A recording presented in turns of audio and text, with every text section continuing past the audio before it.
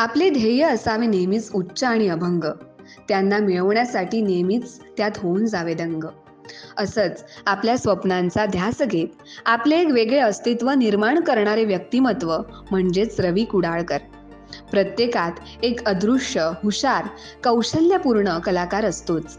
या कलावंतांचा शोध घेण्यासाठी चिमणी पाखरे नावाची नृत्य अकादमी काढत विद्यार्थ्यांच्या कलागुणांना योग्य तो न्याय देत अनेक लहान मुलांची स्वप्न चिमणी पाखरे या अकादमीच्या सहाय्याने साकार होऊ लागली.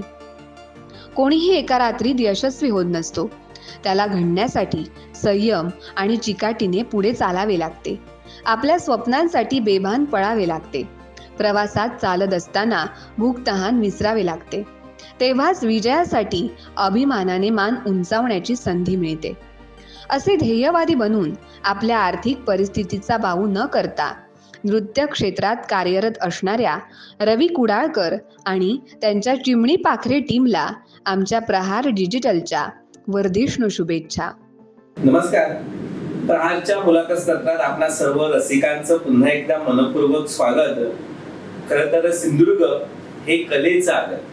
अशा या कलेच्या आगारामध्ये अनेक रत्न आणि त्या रत्नांचा शोध आपण घेताना त्यांच्या मुलाखती, त्यांचं जीवन आणि त्यांनी केलेली कलेची आराधना आपण जाणून घेत असतो. आपण दशावतारी कलावंतांच्या व्यथा बघितल्या, त्यांच्या कथा बघितल्या, त्यांचं कलेबद्दल असणारं प्रेम बघितलं. आपण भजन संस्कृतीवर प्रेम करणाऱ्या बुवांच्या त्यांना भजनाबद्दल वाटणारी तळमळ बघितली. डबलबारीच्या माध्यमातून ज्या चुकीच्या गोष्टी होत होत्या त्याला कुठेतरी पायबंद घालण्याचा प्रयत्न अनेक चांगल्या बुवांच्या माध्यमातून आपण केला. समाजामध्ये वेगळी वाट निर्माण करणारे काही अवलिय आपण बघितले. आज आपण सिंधुदुर्गातील अशाच एका वेगळ्या क्षेत्रातल्या एका दिग्गज कलावंतांबरोबर संवाद साधणार आहोत. अर्थात ज्यांनी 20 वर्ष या कलेमध्ये, या क्षेत्रामध्ये दिलेली आहे. अगदी बालवयापासून ते कॉलेजच्या जीवनापर्यंत, कॉलेज जीवन ते एका डान्स अकॅडमीचे सर्वेसर्वा अर्थात फाउंडर मेंबर, संस्थापक असा ज्यांचा प्रवास झालेला आहे. आणि 20 वर्ष या कला क्षेत्रामध्ये ज्यांनी प्रामाणिकपणे काम केलेलं आहे अशा कुडाळच्या सुपुत्राला अर्थात चिमणी पाखरे डान्स अकॅडमीच्या अध्यक्षांना अर्थात आपण आज भेटणार आहोत रवी कुडाळकर यांना. हे सिंधुदुर्गाचे एक उत्तम नृत्य दिग्दर्शक आहेत. अनेक ठिकाणी त्यांची मुलं, त्यांची अकॅडमी आपल्याला सातत्यपूर्ण यशस्वी होताना दिसत आहेत. आणि या सगळ्या मागे त्यांचा जो ध्यास आहे तो ध्यास जाणून घेणं हे खूप गरजेचं आहे. पुन्हा एकदा मी आपल्या सर्वांच्या वतीनं आपल्या स्टुडिओमध्ये स्वागत करतोय ते रवी कुडाळकर यांचं. मनपूर्वक स्वागत. सर्वात पहिलं प्रहार डिजिटलचं खूप आभारी आहे आणि तुमचं सुद्धा तुम्ही या ठिकाणी मला बोलवलं आणि जी संधी दिला त्याबद्दल खरंच खूप आभार. धन्यवाद सर. खरं तर संधी प्रत्येकालाच मिळत असते, फक्त त्या संधीचा योग्य वापर करणं खूप गरजेचं असतं. जे तुम्ही केला, तुम्ही संधीचा योग्य वापर केलात आणि म्हणूनच आज सिंधुदुर्गामध्ये पहिला एक मोठा सोहळा तुमच्या माध्यमातून आपल्याला अनुभवता आला. अलीकडेच अगदी 4-5 दिवसापूर्वी चिमणी पाखरे नृत्य अकॅडमीनं एक भव्य दिव्य अशा प्रकारचा सोहळा केलेला होता. जे कलेशी निगडीत आहे अशा सर्व मान्यवरांचा, कलावंतांचा सत्कार रवी कुडाळकर आणि त्यांचे सहकारी यांनी घडून आणलेला होता. आणि त्यामुळे मी पुन्हा एकदा त्यांचं या ठिकाणी मनपूर्वक अभिनंदन करतो, कौतुक करतो, शुभेच्छा देतो. आणि पहिला मला प्रश्न तुम्हाला हाच विचारायचा आहे, एवढा मोठा सोहळा करण्यामागचा तुमचा हेतू काय होता? थँक्यू सर, तुम्ही हा प्रश्न मला विचारला. खरं तर जेव्हा सिंधुदुर्ग जिल्ह्यामध्ये काम करत असताना जेव्हा मी स्पर्धा वगैरे करायचो किंवा मोठे मोठे डान्स स्पर्धांना आम्ही जायचो, शोला जायचो, त्यावेळी एक गोष्ट बघितली की आता माझा कुडाळचा ग्रुप आहे, एखाद्याचा सावंतवाडीचा ग्रुप आहे, कणकवली, मालवण, देवगड, असे प्रत्येकाचे ग्रुप्स वेगळे, प्रत्येकाचे स्पर्धक वेगळे.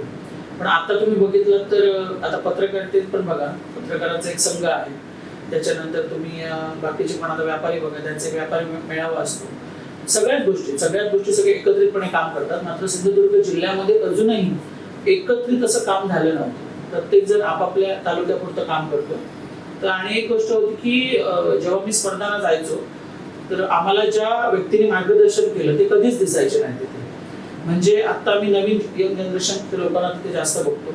तेव्हा मनात वाटायचं की यार, आम्हाला ज्यांनी मार्गदर्शन केलं ते नाही ते जजिंगला आहेत ना कुठल्या स्टेजवरती दिसतात ॲज अ डान्स कलाकार म्हणून किंवा त्यांनी ज्येष्ठ कलावंत म्हणून.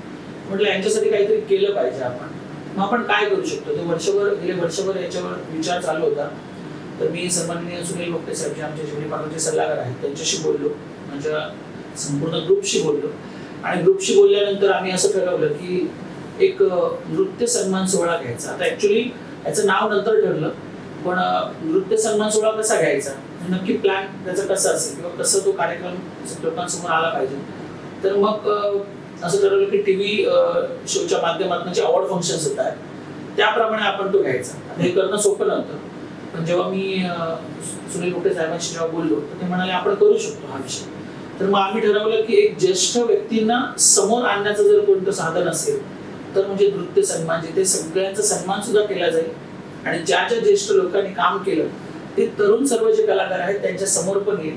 आणि खरं तर हाच त्याचा मुख्य उद्देश होता की ज्येष्ठ कलावंत आताच्या नवीन तरुण नृत्य कलाकारांना मिळू देत आणि संपूर्ण जिल्हा एकत्रित येऊन आतापर्यंत जे वेगवेगळ्या तालुक्यांमध्ये काम करत होते तसं न होता संपूर्ण जिल्ह्याचं काम आपण सगळे मिळून एकत्र करूयात आणि एकत्र सगळेजण येऊयात, हा त्याचा मुख्य उद्देश. खूप छान. म्हणजे एकंदरीत जुने लोक नवे लोक यांचा समन्वय घालणं, चांगले विचारांचं आदान प्रदान होणं आणि एकसंघ होऊन काम करणं हा उद्देश ठेवून तुमचा हा सोहळा खूपच रमणीय झालेला होता. तुम्ही नृत्य क्षेत्राकडे कसे काय आलात?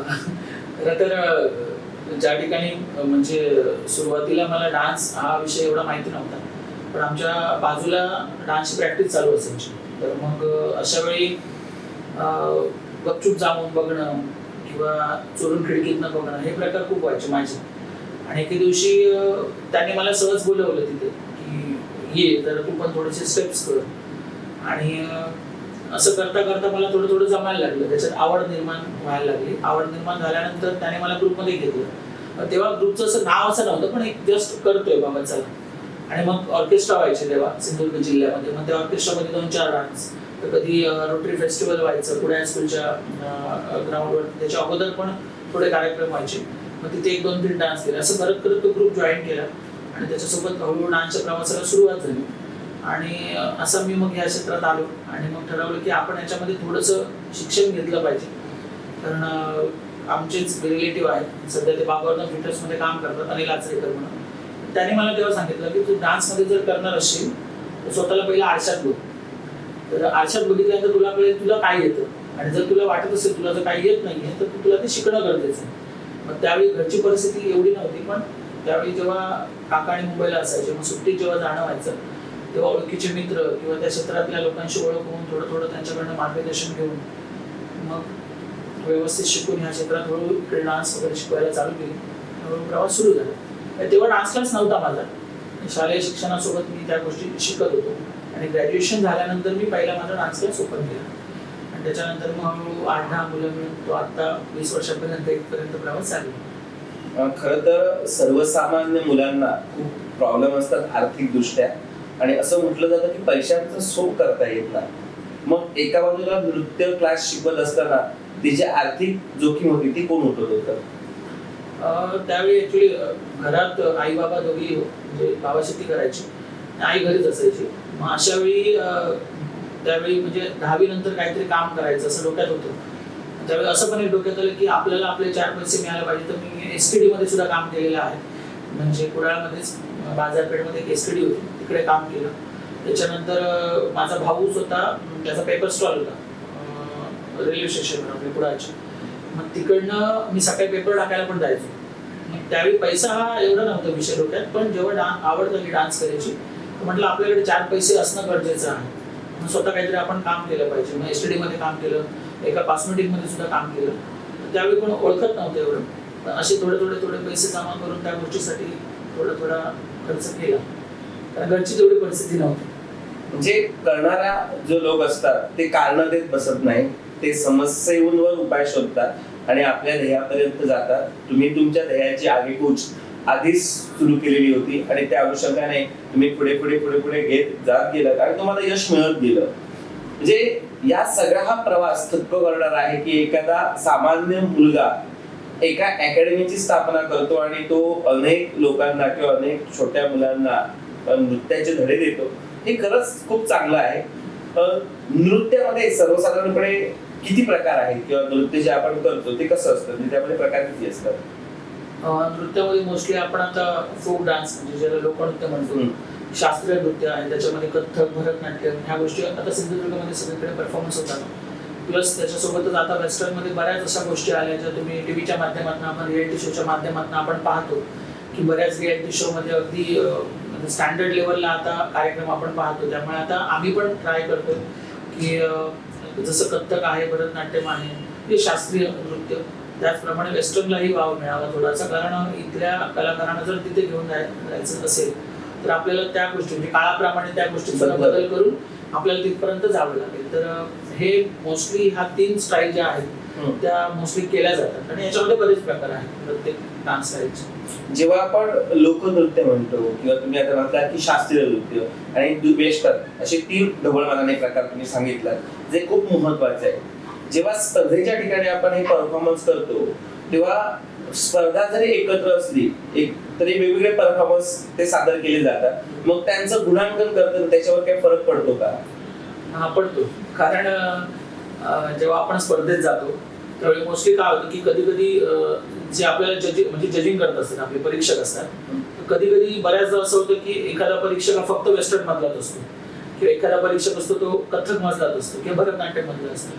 पण समजा एखादा परफॉर्मर आहे जो तिथे डान्स करायला येतोय आणि समजा त्याच्याकडे कथ्थक किंवा भरतनाट्यम डान्स नाहीये किंवा लावणी नाहीये आणि तो वेस्टर्न करतो, त्याच्यावेळी हा पण प्रश्न उभा राहतो की समोर जी व्यक्ती बसली आहे त्याने जो परफॉर्मन्स केलाय त्याच्याबद्दल त्याला थोडीशी माहिती आहे का. मग याच्यावर आम्ही उपाय काय केला की प्रत्येक जण शेवटी आपापल्या क्षेत्रात नाही आहे. आता मला समजा वेस्टर्न मध्ये जास्त येतंय तर मग मी जास्त जेव्हा माझ्या समोर तो परफॉर्मर असेल किंवा तो नर्तक असेल तर मी जास्त त्याचे बारकावे मी त्या डान्स मध्ये शोधण्याचा प्रयत्न करेल. पण अशा वेळी जर माझ्या बाजूला एखादी कथ्थक नृत्यांगणा परीक्षक म्हणून बसली असेल किंवा भरतनाट्यम, तर मला ती मदत करेल की ज्यावेळी तिच्या स्टाईल मधले परफॉर्मर येतील समोर तर ती निश्चितच सांगेल की बाबा नाही हे चुकतंय त्याचं, कारण ती त्याच्यामधली माहिती आहे.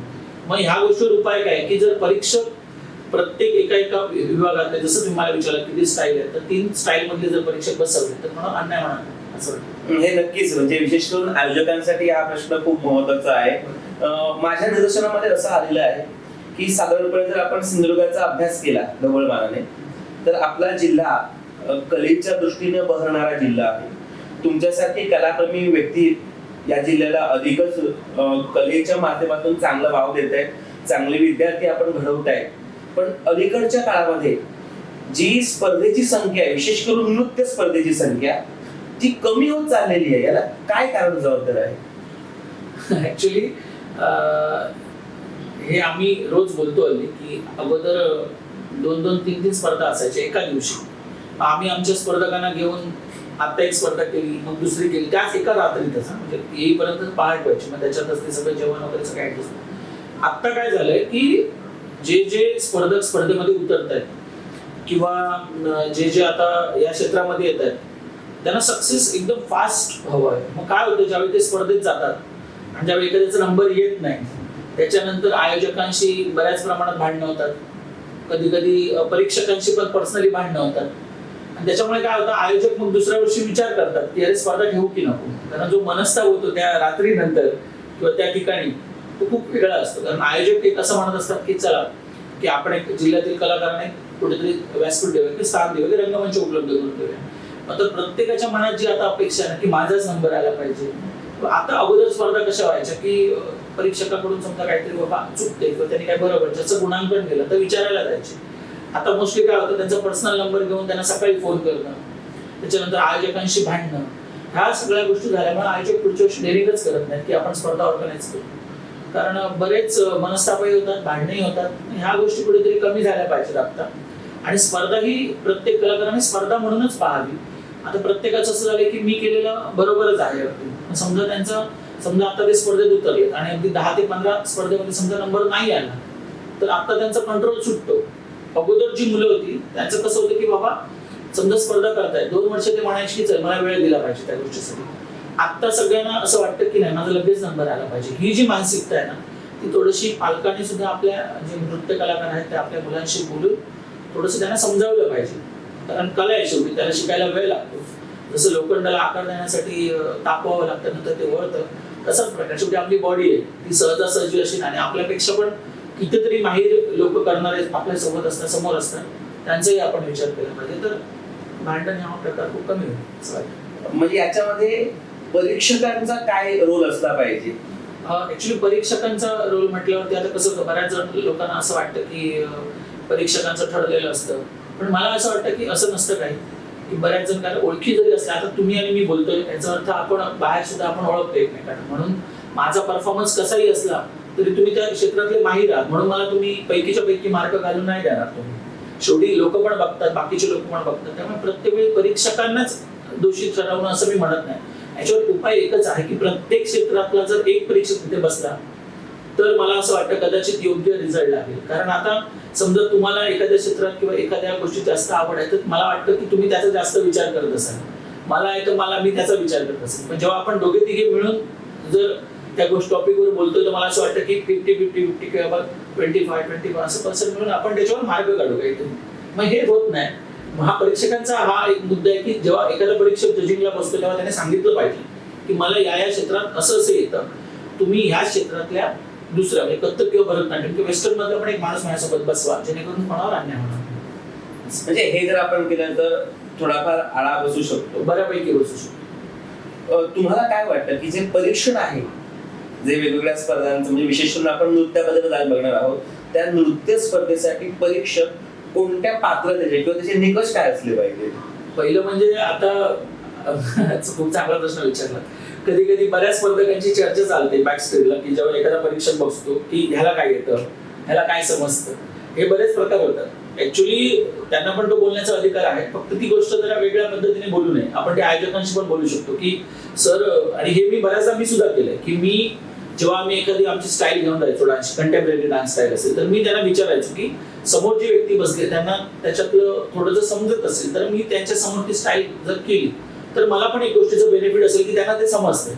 इन केस त्यांना ते समजतच नाही आणि मी त्यांच्यासोबत परफॉर्मन्स करतो तर एक तर त्यांना ते समजत नाहीये, कारण त्यांचा अभ्यास दुसऱ्या म्हणजे त्यांच्या एका प्रकाराशी आहे, तर मग असं त्याचं म्हणजे दोघांचंही गणित जुळणार नाही. मग अशा वेळी मला असं वाटतं की जर समजा एखादे परीक्षक तिथे बसतात तर त्यांनी स्वतःहून सांगितलं पाहिजे की बाबा आम्ही ह्या क्षेत्रात आहोत, जसं मी तुम्हाला आता मगाशी म्हटलं की, तर ह्या गोष्टीवर बऱ्याच गोष्टी माझ्यामध्ये सॉल्व्ह होते. बोलण्यासारखं खूप आहे पण काही गोष्टी नाही बोलू शकत पटकन. शब्दापासून कळले सारे शब्दांच्या पलीकडचं. ठीक आहे, आपण परीक्षकांबद्दल बोललो, पण सर्रास जे नृत्य करतात, जे त्यांचा असा एक मानस असतो की समोरच्याला नृत्य आलं पाहिजे तरच तो परीक्षण करू शकतो. तुमचं मत काय याबद्दल? हा, आता बऱ्याचदा असं होतं की आत्ताच्या स्पर्धेत मला वाटतं ह्या वर्ष 2 वर्षात एक अशी पद्धत आली आहे की समजा एखादा परीक्षक जजिंगला बसला तर काही स्पर्धक आयोजकांकडे विनवणी करतात की त्यांना नाचवून दाखवायला जागा. बरोबर. पण मला असं वाटतं की डान्स जजिंग करताना केवळ तुम्ही डान्स करणंच हा त्याच्या मागचा एक म्हणजे भाग हवा असं नाहीये. कधी कधी त्याच्यावरचा चांगला अभ्यासक पण असू शकतो, ज्याला नृत्यातलं माहिती आहे. म्हणजे जरी तो भलेही स्टेजवरती त्याने परफॉर्मन्स केला नसेल पण त्याला नृत्याविषयी परफेक्ट अगदी माहिती आहे की काय केलं पाहिजे काय नको, ते चांगल्या प्रकारे जजिंग करू शकतात असं मला वाटतं. अशी सांगणारी ही तुमचीच जवळची माणसं आहेत, म्हणून हा मुद्दाम तुम्ही मुद्दाम त्यांना सांगा तुमच्या माध्यमातून की काही लोक असं सांगतात की जो बसतो त्याला डान्स असला पाहिजे. आता माझ्या माहितीनुसार क्रिकेट मधले जे सगळे पंच असतात ते काही इंटरनॅशनल खेळलेले नसतात तरी ते उत्तम पंचिंग करू शकतात, उत्तम अंपायरिंग करू शकतात. म्हणजे त्यांना काही कळत नाही असा जो काही भ्रम आहे तो भ्रम आधी काढून टाका. समोरचा त्या ताकदीने परीक्षण करू शकतो. अर्थात प्रत्येक वेळी तुम्हाला तो परफॉर्मन्स यायलाच पाहिजे असं काही बंधन नाहीये. बरोबर ना? बरोबर. आता काही जण म्हणजे परफॉर्मन्स नाही केले तरी त्यांना डान्स बद्दल अगदी परफेक्ट माहिती असतं, कारण त्यांचं वाचन असतं, त्याने काही असे परफॉर्मन्स बघितलेले असतात. प्रत्येक वेळी आता पण बघा, जो प्रत्येक डान्सर आहे तो उद्या कोरिओग्राफर होईल असं नाहीये ना, तो डान्सर म्हणूनच राहणार कधी कधी. आणि त्याचं जर एम असेल की कोरिओग्राफर बनायचं, तर जसं मी डान्सर म्हणून राहिलो नाही तर मी म्हटलं की आपण कोरिओग्राफर बनायचं, आपण मुलांना शिकवायचं, असं एखाद्याचं असं पण स्वप्न असू शकतं की या क्षेत्रात कलेविषयी नृत्य क्षेत्राविषयी अभ्यास करून आपण त्याच्याविषयी लोकांना चांगली माहिती देऊ शकतो. मग तोही एक कलेचा भागच झाला. तुम्ही परीक्षण केलात की नाही? केलंय बऱ्याचदा. काय अनुभव काय? मी परीक्षण जेव्हा करतो तेव्हा मला असं वाटतं की म्हणजे समोर जी व्यक्ती आपला परफॉर्मन्स करते किंवा जी नर्तक करते ते कोणावर अन्याय होऊ नये. आणि मी तर बऱ्याचदा असं केलेलं आहे की म्हणजे इथले जे स्पर्धक आहेत त्यांना पण मी बऱ्याचदा समजावलंय की तुम्ही ह्या ज्या इकडच्या स्पर्धा आहेत ना हे करण्यापेक्षा तुम्ही या स्पर्धेचा अनुभव घ्या आणि ह्या स्पर्धेचा अनुभव घेऊन तुम्ही टेलिव्हिजनच्या माध्यमातून ऑडिशनसाठी जावा. भले ठीक आहे आपली थोडी तयारी तिकडे कमी पडत असेल पण आपण ट्राय तर करू शकतो. आणि जेव्हा मी जजिंगला बसलोय तर मला वाटतं प्रत्येक स्पर्धेला 1, 2, 3 क्रमांक असायचे. माझं जरा वेगळं असायचं. मी माझं स्वतःचं मिळालेलं पॉकेट जे मला मानधन दिलंय द्यायचं त्याच्यातही मी रिकामे लिफाफे घेऊन जाऊन त्याच्यात माझ्या जे मानधन असेल त्याचे 200-250 रुपये मी सगळ्यांना देऊन टाकायचो. कारण मला असं वाटायचं की प्रत्येक जो स्पर्धक आहे तो लांबून येतो. खरं तर पहिले 2-3 नंबर वेगळेच काढायचे जे ज्यांची जशी कुवत आहे किंवा त्याने परफॉर्मन्स केलं तसं. पण काही मुलं अशी पण यायची की ज्यांची परिस्थिती नसायची, त्यांच्याकडे पेट्रोलसाठी पण पैसे नसायचे आणि ते सांगायचे. तर मग असं बऱ्याचदा मी स्पर्धेला असताना मी ह्या गोष्टी केल्या. ऍक्च्युली चुकीच्या आहेत बरोबर आहे ते मला नाही माहिती पण मला एक माणूस घेऊन असं वाटायचं की नाही आपण काहीतरी त्यांच्यासाठी केलं पाहिजे. ऍटलीस्ट त्यांचा पेट्रोल खर्च तरी वाचेल. कारण कलाकार म्हणून घरचे जेव्हा सपोर्ट करतात तेव्हा पहिला प्रश्न हा उपस्थित राहतो की पैसे कुठून आणणार. तर आता पहिल्यांदा कसं होतं की जे शिकवणारे होते ते माणुसकीच्या नात्याने शिकवत होते, तुम्हाला ज्ञान देत होते. आता तसं राहिलं नाही. माणसं 5 मिनिटं सुद्धा तुम्हाला बोलण्यासाठी सुद्धा आता पैसे आकारले जातात. हे आपण बऱ्याच ठिकाणी बघतो. म्हणूनच मी मगाशी म्हटलं की आपल्या सिंधुदुर्ग जिल्ह्यामध्ये जो अवॉर्ड फंक्शन जो आम्ही घेतला त्याच्यामध्ये जे ज्येष्ठ कलावंत होते त्यांनी पैशासाठी कधी काम केलं नाही आणि ते आत्ताच्या पिढीला कळणं गरजेचं होतं.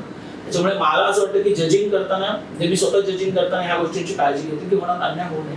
आणि दुसरी गोष्ट की कधी काय होतं की बऱ्याचदा आपण एखादा चांगला निकाल लावण्याचा प्रयत्न करतो, तिथे रिझल्ट लावण्याचा प्रयत्न करतो. आपल्याला माहिती असतं की आपण परफेक्ट रिझल्ट लावले तरी पण समोरच्या स्पर्धकांची पालकांची कधी मानसिकता नसते. मग कधी विषय वाढतात, भांडणं होतात, सगळ्या गोष्टी या सगळ्यातून मी गेलो. आणि त्याच्यानंतर मी असा डिसिजन घेतला की आपण काही काळ बसायचं नाही या गोष्टीत, आपण मुलं ट्रेन करायची. मला वाटतं आता गेले 4-5 वर्ष मी जास्त परीक्षण केलं नाही. म्हटलं आपण मुलं बनवणं हाच त्याच्यावरचा एक पर्याय. पण माझं एक रेकॉर्ड की आमच्या चिमणी पाकरातून एक रेकॉर्ड चेक करा की आम्ही कधी पण कुठल्याही परीक्षकांसोबत आतापर्यंत जिल्ह्यामध्ये आम्ही हुज्जत घातलेली नाही ना आम्ही भांडण केलेलं आहे. म्हणजे मी ऑन कॅमेरा बोलतोय कारण कोणी जरी चुकीचं असेल तर त्यांनी बोलावं, असं कधीच झालं नाही. तर आम्ही असं म्हणतो कला आणि स्पर्धा ही स्पर्धेसारखीच घेतली पाहिजे, वरखाली होत राहतं. नक्कीच हे तुमचं खरंच कौतुकास्पद आहे की हुज्जत न घालणं. पण कधी जेव्हा समोरच्यावर पूर्णपणे अन्याय होतो आणि तो अन्याय दिसतो तेव्हा त्या स्पर्धकाने नेमकं काय करायचं. असं कधी म्हणजे स्पर्धा झाल्यानंतर रात्रभर झोप लागत नाही, 2-4 दिवस झोप येत. अरे आपलं चुकलं कुठे. कधी आपण त्या स्टँडर्ड लेवलला केलेलं असतं आणि अशा वेळी काय होतं की डोकं चालत नाही, कम्प्लीट ब्लँक व्हायला होतं की बाबा आपण एवढं मेहनतीने तिथपर्यंत गेलोय किंवा आपण परफॉर्मन्स केला आणि बाकीचे परफॉर्मन्स त्या लेवलचे नव्हते, असं बऱ्याचदा होतं. मग अशा वेळी मला असं वाटतं की त्या परीक्षकांशी आपण थोडाफार संवाद साधला पाहिजे, ना की भांडणातून, पण त्यांना विचारलं पाहिजे की आणि आपण त्यांना त्या पण गोष्टी दाखवून दिल्या पाहिजे की सर हे बघा हे असं होत होतं यांचं, तरी सुद्धा त्यांना नंबर दिला गेला, आम्ही असं केलं. मग त्याच्यातील जर त्यांची उत्तर योग्य जर मिळाली तर आपण ते चांगलं म्हटलं पाहिजे आणि अयोग्य उत्तर मिळाली तर आपण जास्त भांडणही करू नये. कारण मला असं वाटतं कधी जास्त वाद जर चिघळले तर मला वाटतं स्पर्धाच कमी होतील या जिल्ह्यातील. त्याच्यामुळे पण तुम्ही म्हटलं तो एक गोष्ट, कारण मला अजून या गोष्टीचं उत्तरच सापडलं नाहीये की समोरच्या माणसाने आपल्यावर जर अन्याय केला तर आपण त्याच्याशी काय रिॲक्ट व्हायला पाहिजे हेच मला अजून कळत नाहीये. कदाचित तुम्हाला जर कधी सापडण्याचं उत्तर तर प्लीज मला सांगा.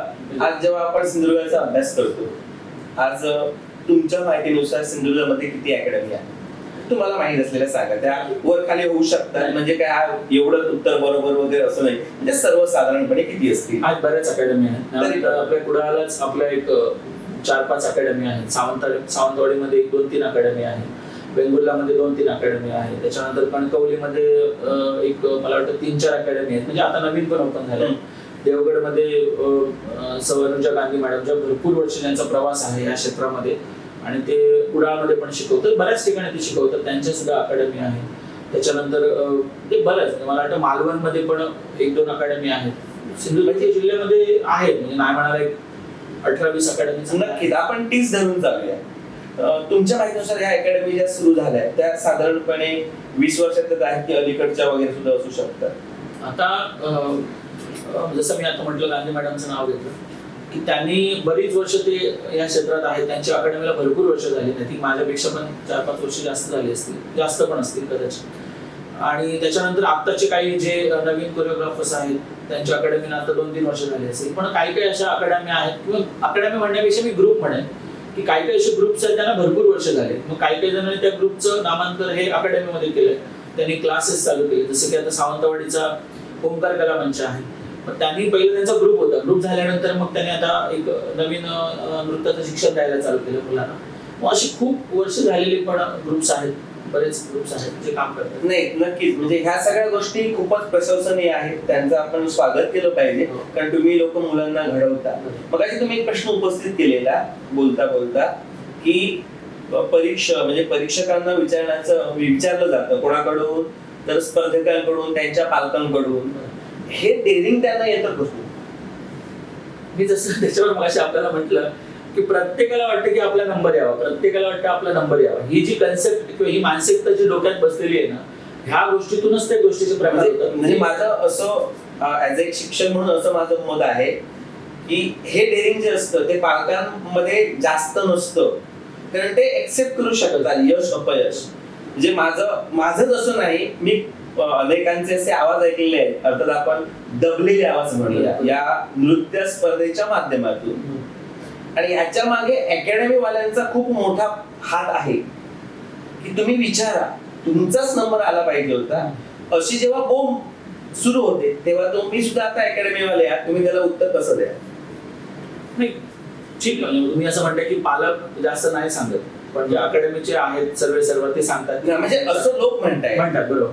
म्हणून मी सांगितलं काय की अशी दबक्या आवाजात बोलल्या जातात, कारण डायरेक्ट पण बोलू शकत नाही या गोष्टी.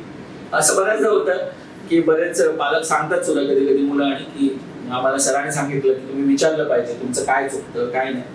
पण मला असं वाटतं की तुम्ही हा जो मला प्रश्न विचारला अगदी गोंधळात टाकणार आहे, कारण नेमकी याच्यात चूक कोणाची समजायची ह्या गोष्टीत अजून तर्क लावणं मला तरी जमत नाहीये, तर मी सावधपणे उत्तर देतो याचं खूप.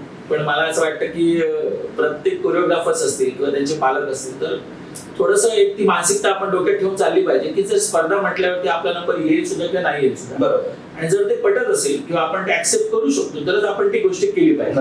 नाही तर मला असं वाटतं की कदाचित आपण तेवढं तर नाही सहन करू शकत. आता बऱ्याचदा बघा तुम्ही की तुम्ही एखादा बिझनेस चालू करता, तुम्हाला घरातले सांगत असतात आमच्याकडून 1 रुपया मिळणार नाही, स्वतःच्या जीवावर काय ते कर.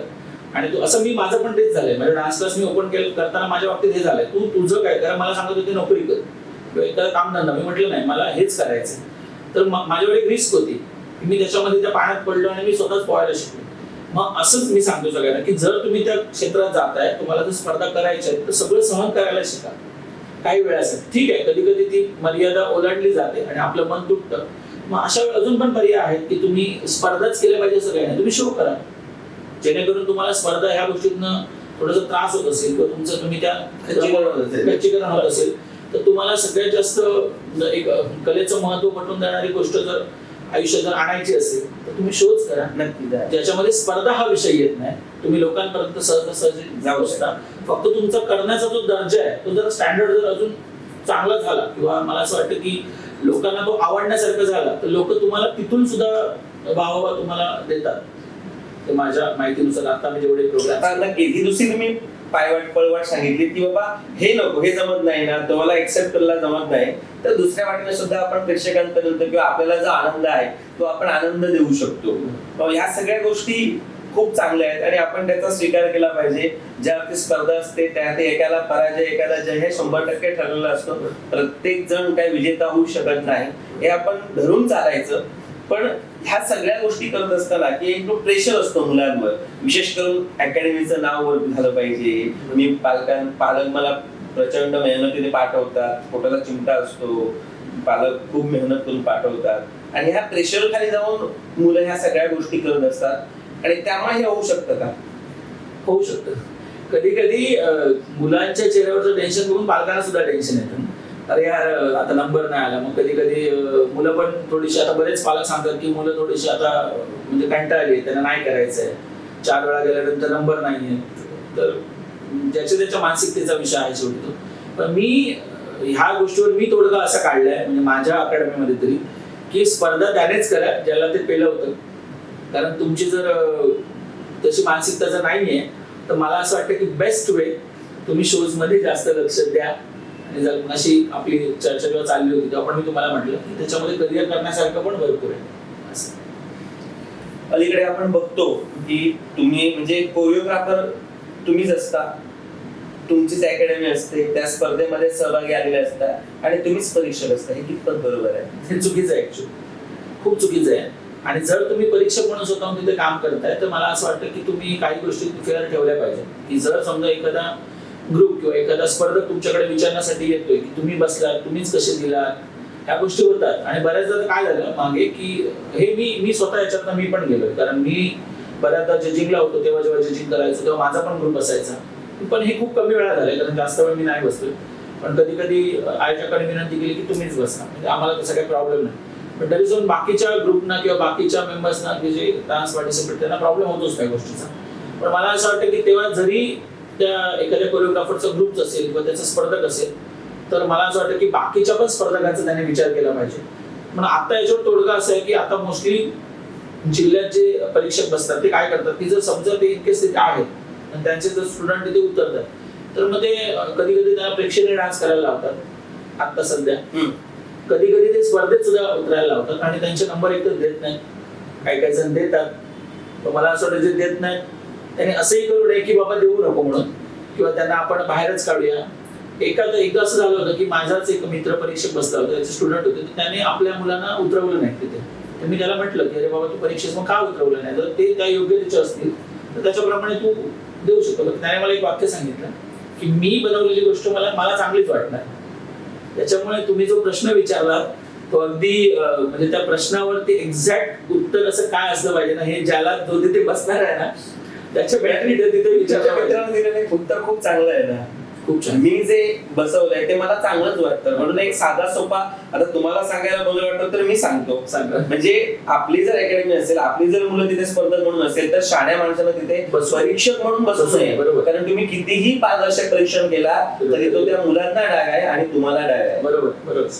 त्यामुळे आपण बसूच नाही ना, साधे सोपं आहे. आणि अन्य परीक्षकांना कोणी ते बसू देता.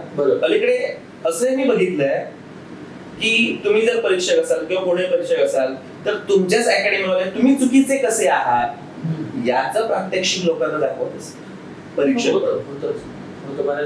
आज तुम्ही एक व्ह्यू धरून चाललेला, तुमचं मोठं ध्येय आहे की माझ्या सिंधुदुर्गातली मुलं जी टॉकीज पर्यंत किंवा जी सिनेमा पर्यंत किंवा जी काही मोठमोठे एपिसोड असतात नृत्याचे तिथपर्यंत गेली पाहिजे.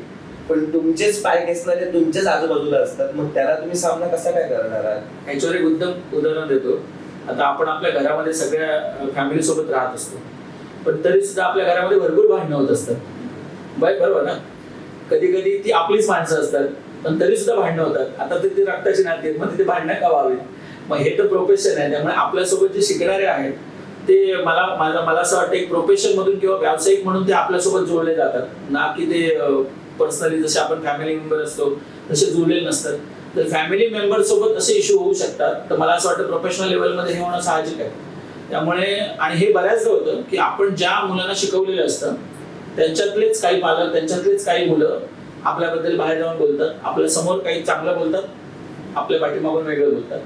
पण आता मला असं वाटतं की ह्या क्षेत्रामध्ये ह्या सगळ्या गोष्टी ऍक्सेप्ट केल्या पाहिजेत. आणि हल्ली हे प्रकार खूप वाढलेत की म्हणजे मी समजा तुमच्यासोबत आता बोलतोय, आता माझं तुमच्यासोबत बोलणं चांगलं आहे, इथून बाहेर पडल्यानंतर मी तुमच्यासोबत म्हणजे तुमच्याबद्दल असाच बोलेन, अरे खानोलकर साहेब चांगले आहेत, हे असं नाहीये. मी कदाचित 2-3 वाक्य निगेटिव्ह पण बोलू शकतो. ऍक्च्युली होऊ नये, पण हे प्रकार खूप वाढले. तर मला असं वाटतं की तुम्ही हा प्रश्न खूप छान विचारला. पण एक गुरु म्हणून ज्याच्याकडे तुम्ही शिकता, भलेही तुम्हाला त्याच्या काही गोष्टी जर खटकत असतील तर मला असं वाटतं की तुम्ही त्यांची स्पष्ट बोलावेत, ना की ते बाहेर बोलावेत. कारण तुम्ही जेव्हा ते बाहेर बोलता आणि ते 4 लोकांना समजतं तेव्हा ती 4 लोक जेव्हा म्हणजे आपल्याला जेव्हा सांगतात की अरे तुमच्याबद्दल जसं बाहेर बोलतात, हे माझ्या बाबतीत पण झालेलं आहे.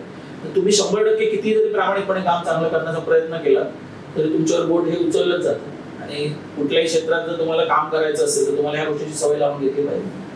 हाच एकमेव पर्याय आहे. हा एकमेव पर्याय म्हणजे सवय लावून घ्यायची.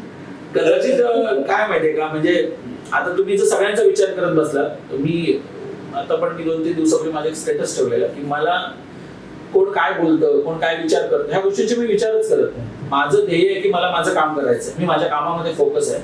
आज काय होतंय, आता मी समजा आता मला तुमचा फोन आला आणि मला सांगितलं तुम्ही की अरे रवी सर तुमच्याबद्दल असं असं बोलताय, तर मग रवी सरांनी लगेच ताबडतोब किंवा रवी कुडाळकरनी लगेच ताबडतोब त्या गोष्टीचा विचार करायला जाणं, कोण बोललं, कशासाठी बोललं, काय बोललं, मी माझा वेळ फुकट घालवतो. मला असं वाटतं त्या गोष्टीच्या पिरियडमध्ये मी आणखी 4 माझी कामं चांगली करेन. तर आपलं एक व्ह्यू असलं पाहिजे की आपण ह्या गोष्टींकडे थोडंसं दुर्लक्षच केलं पाहिजे. खरंच खूप सुंदर तुम्ही उत्तर दिलं या गोष्टीचं. दुर्लक्ष करणं हे चांगलं असतं. मगाशी तुम्ही बोलला जेव्हा परीक्षक असतात, म्हणजे परीक्षक जेव्हा आपण करतो तेव्हा तुम्ही सांगितलं की 3 परीक्षक असणं गरजेचं आहे. इथे 2 परीक्षकांचं एकमेकाशी पटत नाही, तिसरा काय पटवून घेणार? सरांचे प्रश्न खूप डेंजर आहेत.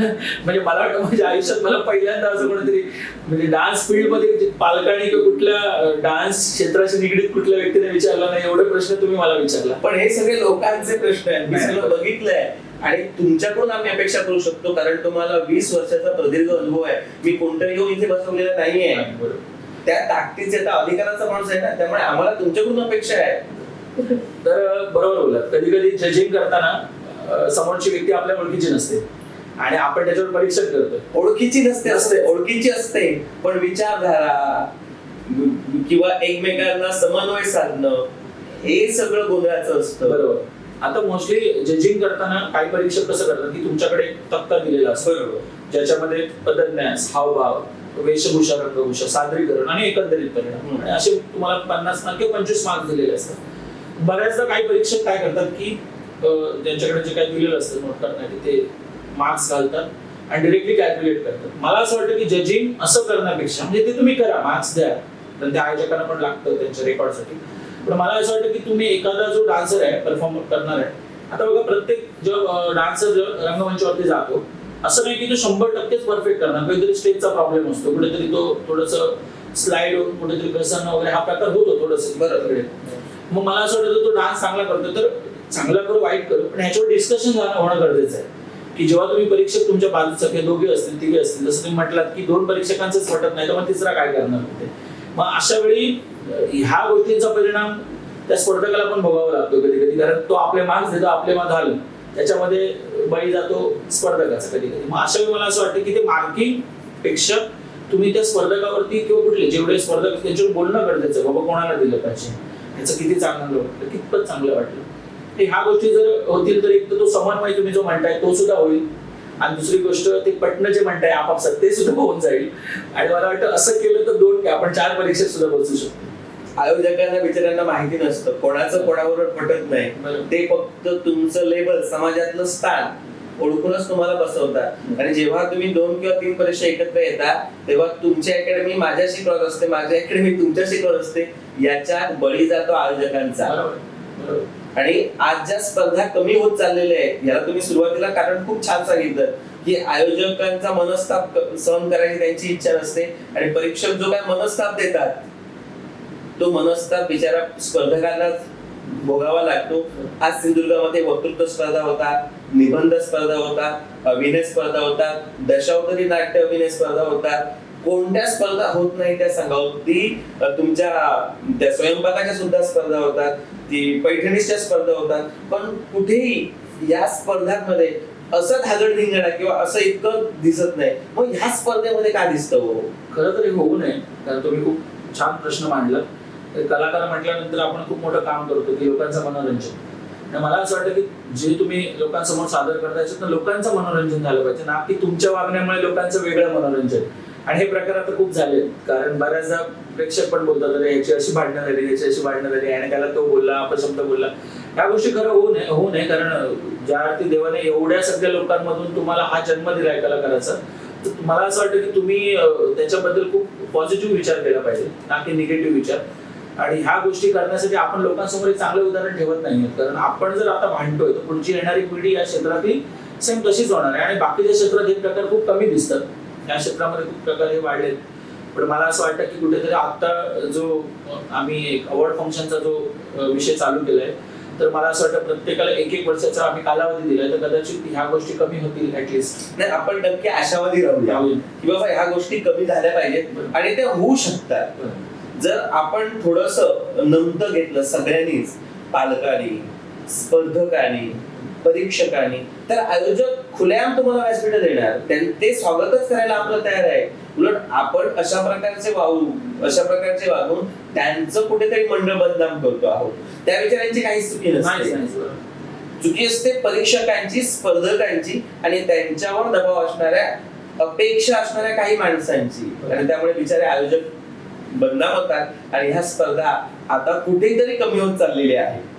मग याच्यावर आता काय होतं, परीक्षक म्हटल्यावर ते तर माझ्यासारखेच सगळे आहेत, माझे मित्र आहेत किंवा या फील्ड मधले आहेत. त्यांचे आता काय होतं ते पण सांगतात की अरे परीक्षण करणं इतकं डेंजर झालंय, आता पहिलं काय वाटायचं नाही. मग कधी कधी आता परीक्षण करणं इतकं डेंजर, म्हणजे रिझल्ट लागल्यानंतर कुठून वार होईल, अटॅक होईल सांगू शकत नाही. म्हणजे शब्दांचा, त्याचा वेगळा अर्थ नाही, शब्दांचा. कारण प्रत्येक जण वेगवेगळा विचारत असतो. आता हे विचारणार माझी चूक काय झाली, हे काय झाली. याला एक पर्याय आहे सर अजून, की मी जो सुचवला होता बऱ्याच आयोजकांना, की तुम्ही एक काम करा, की तुम्ही जर स्पर्धा ठेवता ती 2 गट कराच. म्हणजे 1, 2, 3 जे तुम्ही नंबर काढता त्याच्या जागेवर तुम्ही 8 ते 9 नंबर काढा. बरे त्यांचं प्रत्येक स्पर्धकांच्या माइंड मध्ये काय तुम्हाला बोलून दाखवतो, की त्यांचं असं म्हणणं असते की आम्हाला पॉकेटमध्ये किती पैसे भरले किंवा किती ट्रॉफी मोठी, हे त्यांना महत्वाचं नाही. त्यांचं म्हणणं एक नाव पुकारल्यानंतर आम्हाला साधं स्टेजवर गुलाब जरी मिळालं ना तरी ते लोक खुश होतात. पण ऍक्च्युली बघायला गेलं ना तर प्रश्न हा पण राहतो की त्यांना खुश करण्यासाठी स्पर्धा ऑर्गनाईज केल्या पाहिजेत का, हा पण प्रश्न उभा राहतो. पण ही काही उत्तरं जी आहेत ना याच्यावर उत्तर शोधणं मला तरी अजून उत्तरं भेटली नाहीये. पण मला असं वाटतं की त्याच्यावर जर तोडगा असेल तर तुम्ही क्वांटिटी वाढवा, जे काही नंबर असतील त्याची. कारण आता ती वाढवून किती वाढवणार, फार आपण 5 वाढवू. स्पर्धा म्हटल्यानंतर काहीतरी मर्यादा येतात ना. पण डान्स फील्ड मध्ये असं का होतं माहित नाही, पण कदाचित ह्या गोष्टी होऊ नये असं मला वाटतं प्रामाणिकपणे.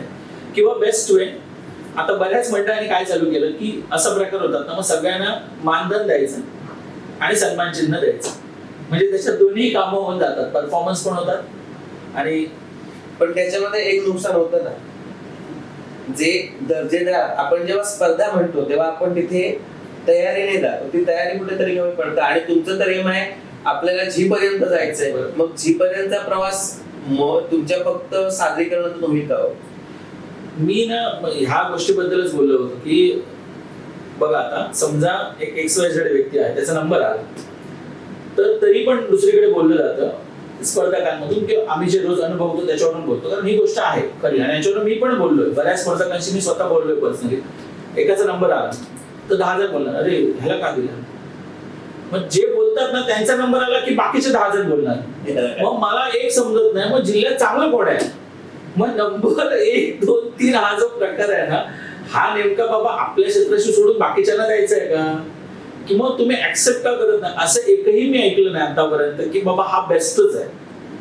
माझं असं नाही. ज्यावेळी मी बघतो मला एखादा परफॉर्मन्स आवडतो म्हणतो नाही आणि चांगलं केलं, मग त्याच्यावरती अन्याय होत नाही. पण मला एक समजत नाही की ही मानसिकता स्पर्धकांची सुद्धा आहे आणि हीच मानसिकता पालकांची सुद्धा आहे की कधी जर एखाद्याचा आला समजा 2-3 वेळा, मग त्याला काय येतं, मग तो तुमच्या मुलाचा आलं की ते बोलतात त्याला काय येतं. मग हे जेव्हा होतं ना, मग चांगला कोण, हा प्रश्न खूप मोठा आहे. आणि ह्याचं उत्तर मला जिल्ह्यातनं कधीतरी भेटलं पाहिजे की सिंधुदुर्ग जिल्ह्यात ऍक्च्युअल मध्ये कोण आहे चांगलं. तर सगळेजण असं बोलायला लागले, समजा मस्करीचा भाग नाही पण सगळेजण असं जर बोलायला लागले की चांगला कोण, तर आपल्याला जे एम गाठायचं तिथपर्यंत आपण पोहोचूच शकत नाही. समजा आपल्याला दिसतंय की सिंधुदुर्ग जिल्ह्यामध्ये एखादी व्यक्ती चांगली करते, एखादं मूल, एखादी मुलगी, तर आपण सगळ्यांनी व्यक्तीला सपोर्ट केला पाहिजे. कोणत्या अकॅडमीची असू दे, कोणतीही असू दे, आपण सपोर्ट केला पाहिजे. आता सावंतवाडीमध्ये MJ डान्स अकॅडमी आहे, तर महेश जांभोरे म्हणून आहे ते चालवतात. त्यांच्याकडे एक मुलगा आहे जांभोरे म्हणून छोटा. तर बरेच जण म्हणजे त्या मुलाची म्हणजे खूप लाड करतात. छोटा मुलगा आहे, छोटा पॅकेट बडा धमाका म्हणतात त्याला.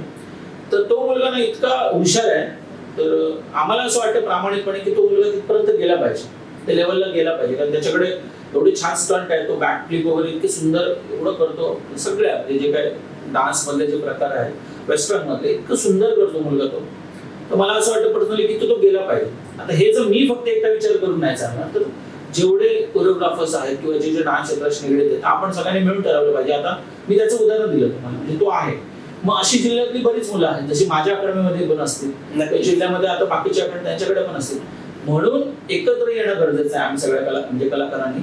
मग आपण त्याच्यावर तोडगा घालू शकतो की बाबा चल सिंधुदुर्ग जिल्ह्यामध्ये 10 मुलं आहेत ना, आपण त्यांच्यावर वर्क करूया. त्यांच्या ह्या स्पर्धा करण्यापेक्षा मला वाटतं यांना मार्गदर्शन करणं जास्त गरजेचं आहे. तर आपण कुठेतरी असं समजू की आपण काहीतरी जिंकलं. आज बघा ना तुम्ही रत्नागिरीमधून टेलिव्हिजनला गेलेले आहेत, त्याच्यानंतर मुंबईतून भरपूर कलाकार गेलेले आहेत. गोवातूनही भरपूर कलाकार गेले, सिंधुदुर्गातून एकही कलाकार आतापर्यंत जो प्रॉपर इथे राहतो आणि जो टेलिव्हिजनवर मोठ्या कार्यक्रमामध्ये आहे डान्सचे निगडीत, असं कधीही झालं नाही. त्याचं कारणच आहे की आपण फक्त हँडल बसलो. आपण आपलंच करतो. मला असं वाटतं की कदाचित ह्या गोष्टीला आता सुरुवात होईल असं मला वाटतं. नाही, आपण नक्की आशावादी राहूया. आपण बऱ्याच स्पर्धा केलेल्या आहात, बऱ्याच ठिकाणी आपण अनुभव घेतलेले आहात आणि स्पर्धा म्हटलं की निवडकाचा सुद्धा एक महत्वाचा रोल असतो, तो पृष्ठ असतो त्या कार्यक्रमाचा. आणि अशा स्पर्धा मी सुद्धा अनुभवलेल्या आहे की आता स्पर्धा सुरू झाली, तुमचं नाव अनाउन्समेंट केलं जातं आणि मग तुम्ही काय काय मिळवला, किती स्पर्धेमध्ये पहिले मिळवला, किती पारितोषिक मिळवला, कुठे इंटरनॅशनल स्पर्धा केल्या, हे काही अतिहंशी निवेदकांकडून सांगितलं जातं. त्याच्याकडे कसं बघतात? खरं तर स्पर्धा म्हटल्यानंतर आता लोक पण त्या गोष्टी ऐकत असतात, परीक्षक पण समोरच्या ऐकत असतात. अशा वेळी जे रोजच्या म्हणजे स्पर्धांमधले जे परीक्षक आहेत त्यांच्यासमोर समजा कोणी अशा किती गोष्टी जरी त्यांच्यावर काही परिणाम होत नाही, पण समजा एखादा नवीन परीक्षक तिथे असेल की ज्याला आपल्या सिंधुदुर्ग जिल्ह्यातील किंवा कुठले ज्या पट्ट्यातील जी मुलं आहेत, कुठेही स्पर्धा चालू ऑल ओव्हर महाराष्ट्र, आपण भारतभर पकडू, आणि तिथल्या मुलांबद्दल त्याला काही माहितीच नाही, आणि जेव्हा आपण एखाद्याबद्दल अशा काही गोष्टी सांगतोय तर त्याचा थोडाफार परिणाम होऊ शकतो त्या गोष्टीवरती.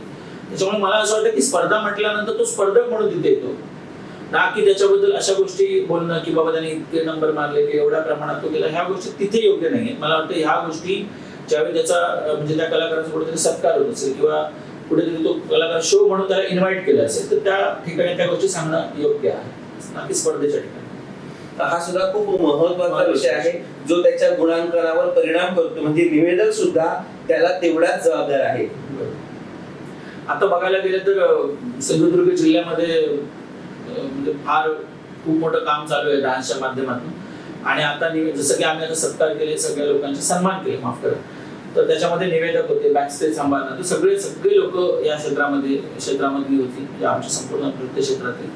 तर मला असं वाटतं की प्रत्येक तुमच्या क्षेत्रातील जे निवेदक आहेत, मला जास्त त्याच्यावर बोलायचं नाही कारण जास्त आमचा संबंध त्या गोष्टीशी खूप कमी येतो, पण तरी सुद्धा सांगतो की प्रत्येक जे निवेदक आहेत ते आपापल्या परीने काम करतात.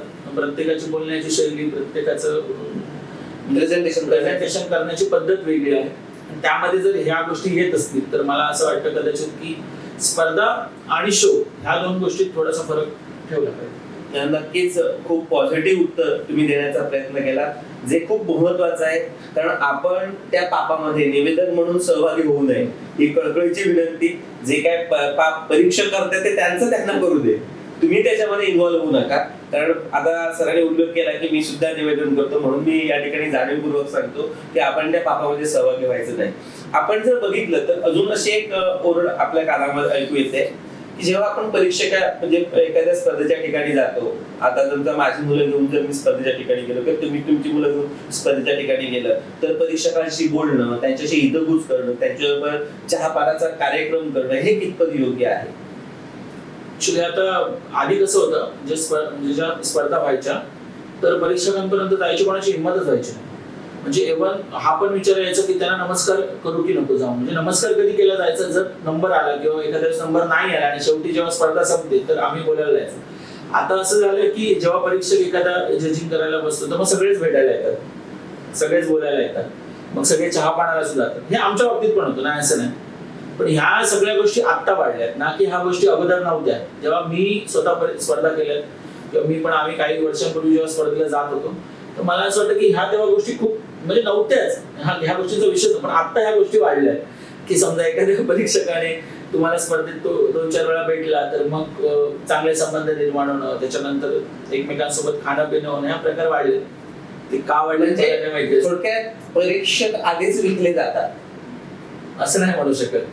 तुम्ही प्रश्न खूप भारी एकदम टोकाचा विचारला, पण परीक्षक विकले जातात असं नाही म्हणणार. मला असं वाटतं की प्रत्येक जण कलेची प्रामाणिकपणे सेवा करत असतो आणि जर असे प्रकार होत असतील तर ते कुठेतरी थांबले पाहिजेत. पण मला असं वाटतं की मला असं वाटत नाही की प्रत्येक परीक्षक हा त्याच दृष्टिकोनातून समोरून बघतो. आता माझे मित्र बरेच जे या क्षेत्रात आहेत ते आम्हाला सांगतात की आम्ही रात्रभर तिथे बसतो, आम्हाला एक मोजकं मानधन दिलं जातं, कोणाला 500 दिलं जातं, 1000, 1500, 2000, आणि बाकीच्या स्पर्धक 10-10 हजाराची बक्षिसं घेऊन जातात, 15-20 हजाराची बक्षिसं घेऊन जातात.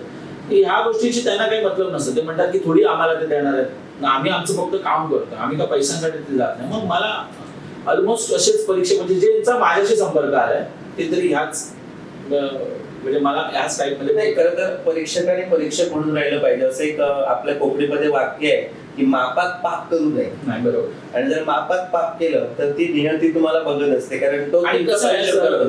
कला म्हटल्यानंतर देवाचा वरद असतंय तुमच्यावरती. त्याच्यामुळे प्रत्येकाला माहिती पाहिजे की आपण कसं वागतोय किंवा आपण कसं काय करतोय आपलं काम.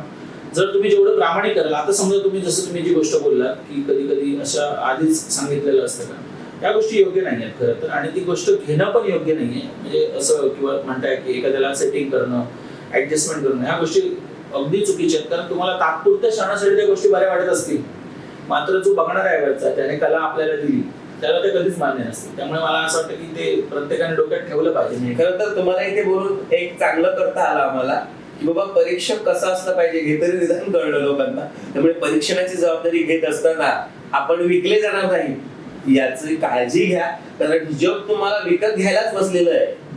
तुमची बोलीत लावायला जग बसलेलं आहे. आणि सर्रास म्हणजे काही गोष्टी ह्या येतात. म्हणजे तुम्ही आता सध्या आपण सोशल मीडियाच्या जगामध्ये वावरतो, आवाजी जगामध्ये वावरतो की तुम्ही एखाद्याला कॉल करणं, एखाद्याला मेसेज करणं आणि जे काही गोष्टी असतात असे काही प्रकार तुमच्या सुद्धा या डान्सच्या माध्यमातून उघड की बाबा माझा नंबर दे म्हणजे तुला एवढी रक्कम दे, ह्या गोष्टी खऱ्या आहेत का? आणि मला तरी आतापर्यंत असा एकही फोन आला नाहीये की बाबा आम्ही एवढे देतो तेवढे देतो. या गोष्टीच विचार करणंच वेगळं वाटतं ऍक्च्युली. आणि जर अशा प्रकार होत असतील तर ते कुठेतरी थांबले पाहिजे खरं तर. पण मला असं वाटतं की कुठल्या स्पर्धकाने किंवा कुठल्या परीक्षकाने अशा प्रकारच्या गोष्टी बोलणं ह्या योग्य नाहीये. आणि दुसरी गोष्ट, मला तरी आतापर्यंत असं एकही फोन आला नाहीये आणि देवाच्या कृपेने असं येऊ नये अपेक्षा आहे. कारण स्पर्धा ही काय हे तात्पुरतं आहे. तुम्हाला जर खरं यश गाठायचं तर तुम्हाला त्याच्याशी प्रामाणिक राहणं गरजेचं आहे. खूप महत्वाचा आपण संदेश या ठिकाणी दिला की प्रामाणिक राहून सेवा करणं. आपण जे आता डान्स अकॅडमी चालवता, आपण शो सुद्धा करता, असं आपण मला कळलं की आपल्या वेगवेगळ्या प्रकारचे शो असतात. मग हे शो कसे काय तुम्ही अरेंज करता? ऍक्च्युली शो हा असा विषय असतो की आम्ही जेव्हा एखादा शो करण्यासाठी जातो तर आयोजक जे असतात ते मोस्टली आता स्पर्धा कमी होऊन शोचं प्रमाण खूप वाढलंय. जसं मगाशी मी आपल्याला म्हटलं, तर प्रत्येक ग्रुपचा परफॉर्मन्स प्रत्येक आयोजक बघत असतात किंवा लोकांथ्रू ती माहिती जात असते की बाबा हा ग्रुप चांगला करतो का, तो ग्रुप चांगला करतो का. एक विशिष्ट अमाऊंट तुम्हाला दिली जाते, 2.5-3 तासाचा तुम्हाला वेळ दिला जातो, ज्याच्यामध्ये तुम्ही 15, 20, 25 किती पण कलाकार तुम्ही 40-50 किती पण कलाकार तुम्ही वापरू शकता. आता खऱ्या अर्थाने शो ही कन्सेप्ट सिंधुदुर्ग जिल्ह्यामध्ये खरं तर आता एक म्हणजे बरेच ग्रुप आहेत. तर सुद्धा एका ग्रुपचं नाव घेतो साई कला मंच, आपल्या कुडाळचा ग्रुप पिंगोळीचा.